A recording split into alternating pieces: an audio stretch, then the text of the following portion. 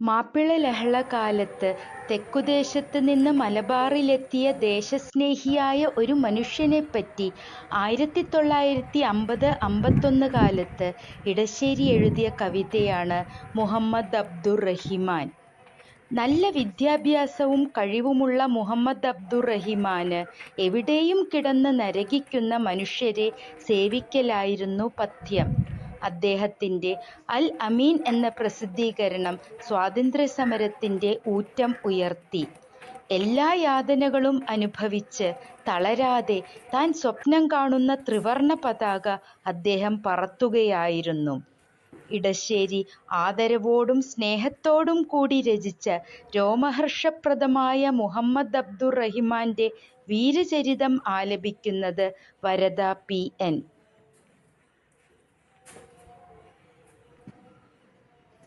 മർത്യമാംസം ജീവനുള്ള മർത്യമാംസം കേറ്റി മുദ്രവച്ച വാഗണുകൾ ഓടി നിന്ന കാലം, മാപ്പിള ലഹള എന്ന പേരുകൊത്തി നീളെ മാനുഷരെ വീർപ്പടച്ചു കൊന്നിരുന്ന കാലം.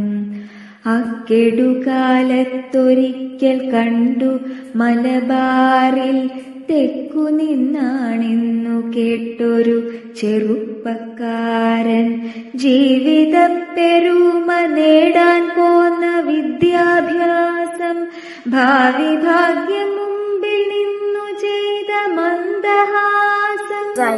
രാജ്യസ്നേഹിയും മനുഷ്യസ്നേഹിയും അത്ഭുതമുണ്ടേറെ ആയുവാവിൻ ശ്രദ്ധ പാഞ്ഞതേറെ നാട്ടിന്നേ.